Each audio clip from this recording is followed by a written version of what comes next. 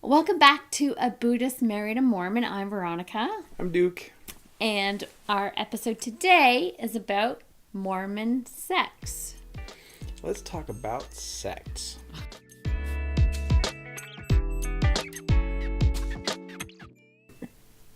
So last time we talked about the different groups of Mormonism, and today we're going to be talking about different sects of Mormonism. They are three distinct groups.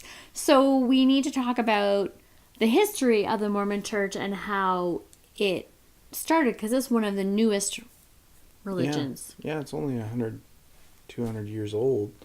So Back in 1830, a man named Joseph Smith wrote the Book of Mormon. correct. And he was living in New York State. And then 2 years later moved to Ohio. Right. Why? Well, apparently there were some conflicts, partly due to polygamy. He and the other followers of Mormonism were driven out of the area, and so So I read they only stayed in Ohio for 2 years. And then they moved to Missouri. right. So they were only in Missouri for 5 years. And then they moved again. So why? Again, same. The Mormons carried with them this concept of Zionism, which is the idea of a utopia, a state or a city with their ideals, ran by their ideals in this perfect utopian environment. And the problem with that is that you'd have this huge influx of all these people, and they would literally just take over. The locals there would have concerns. Now imagine you've been in the area, you inherited your property from your dad, and then suddenly here's all of these people who just came in out of nowhere, take over your state. Whether they had good intentions or not is irrelevant. They came in by sheer volume of numbers and disrupted the equilibrium, and I believe that the state saw that as a threat to their own power over the area. Missouri actually issued an execution order ultimately against the Mormons, and they had to move out. And to my knowledge, that execution order has not been rescinded. So I read that they only stayed for 5 years in Missouri. And then they moved to Illinois. Well, the same thing happened. Ultimately, that resulted in Joseph Smith, the founder of the Mormon Church, being... He was killed, was he not? He was In executed. Some kind of, was he executed? I thought it was like some kind of mob altercation. It was a mob altercation.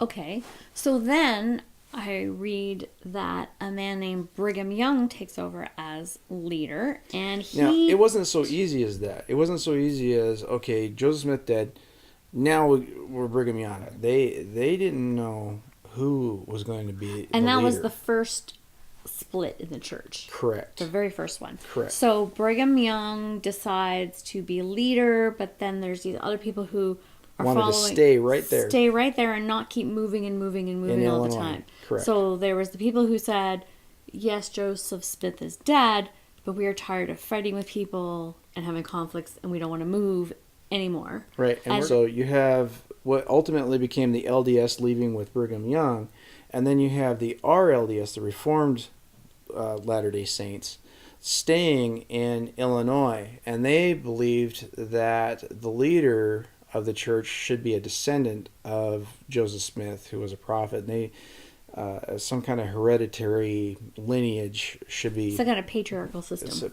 Yeah, correct. Some inheritance system. And the LDS didn't adopt that concept at all and went their own way. Eventually, you hear these stories about the Mormon pioneers and establishing a city in Salt Lake City, so far away, so remote that the... Well, it was remote back in 1857. Correct. That basically they believed they'd be safe from intervention. So correct me if I'm wrong, but I looked at the Wikipedia, and then Brigham Young made himself not just leader of the Mormon Church, but political leader of the whole territory. Correct. He was declared governor over the territory of Utah at the time. So then he was the religious leader and the political leader. Correct. And I also read this interesting thing called the Mormon War. Because you'll see in Salt Lake City, Fort Douglas, just up on the hill, that fort was established for a reason. If you don't know why, you need to look up the Mormon War. Basically, any new settlers who were coming in who were not Mormon were actually killed by Brigham Young's religious militia, Yeah. or passing through Mormon Battalion. to get through to California. So Brigham Young, who was leader of the church and self-imposed leader of the military and the politics and of everything, started murdering innocent pioneers. So the president of the United States basically then, when he heard about this happening, sent the actual real United States Army in. Correct. And there was this big confrontation, which they said was the Mormon War, and there was like some fighting and some people got killed. And ultimately Brigham Young had to just sort of scale it back, where he would just He had to abdicate his control of the government so of he the region. was still leader of the church, but he wasn't allowed to be leader of the militia and leader of the state and all this. Well, it wasn't even a state, but leader of everything. So the territory. So he had to give up his sovereignty. So then I read that in the late 1880s, the church started facing court battles and legal struggles where Congress was starting to seize their land and their assets. So what was going on around that time? And the Mormon Church had, especially under Brigham Young, instituted this concept of polygamy, where you can marry more than one wife. And I have to say, I struggle with polygamy a little bit, because you see this in the Bible, the Old Testament, and there's nothing in the Bible that says that practice should have been stopped. And so it was kind of weird that the Mormon Church would practice it and then suddenly back out of it, and it's pretty obvious that they did so to become a state. So how does that happen? Like, the church just decides to bend to political means, or does No.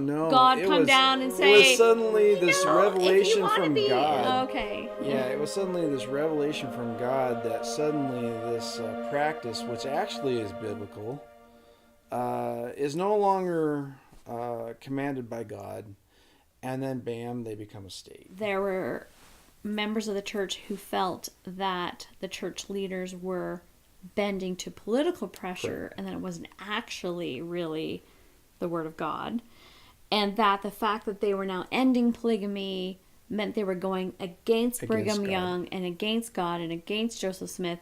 And Yeah, so they by broke off. by this time- so they broke off and said, we're going to stay true to the Book of Mormon Right. and Joseph Smith and Brigham Young, and we're going to call ourselves the fundamentalists. Right. So that new church that bended the rules to become a state are now called Latter-day Saints. Yes. So those are the three sects of Mormonism. the three main ones, and then there's a whole bunch of offshoots. So I have a few questions for you before Sure. we wrap up. Sure. So, do you think the church would have survived if they had not given up on their fundamentalist beliefs? Yes. They would have continued? Mhm. Would they have become a state? Yes. The power-hungry Union at the time would have eventually just, fine, you do your thing, just send us your taxes. What do you think the fundamentalists and the LDS church think of each other? They're actually quite nice to each other. They acknowledge that they have differences, until you suddenly get the media. The media comes in and says, well, this guy married a 14-year-old cousin, and then suddenly... Well, what's wrong with that? Right. And the main LDS sect has nothing to do with that. And this is why this is an important video about Mormonism, so that you understand there are three different branches of Mormonism, and the first two really don't have anything to do with the third, who usually is responsible for the stuff you see on the media. So speaking of the media, Mm-hmm. I see a lot of stories on social media where of recent times the church is in conflict with changes in society, which I'm not going to go into great detail on. Not in this episode. But do you think that they will have no choice but to evolve and change again? And do you think that really, again, comes from political and social pressure? Or will God suddenly just say, oh, yes, people, you need to change again. Oh, I'm sure they'll say the latter. Oh, I'm sure they'll say the latter, but it'll actually be because of the prior. Right. Yeah. So it seems that whenever politically society and convenient. culture puts a lot of pressure on them, suddenly God steps in and then tells them to do what they know all along they should do. Which will bring us to another issue. Yeah. So, Yeah. okay. Which will bring us to So some do you other think issues. they'll have no choice but to change again Oh yeah, no doubt about it. if No they're doubt going to about survive? it. No doubt about it. There's no doubt about it.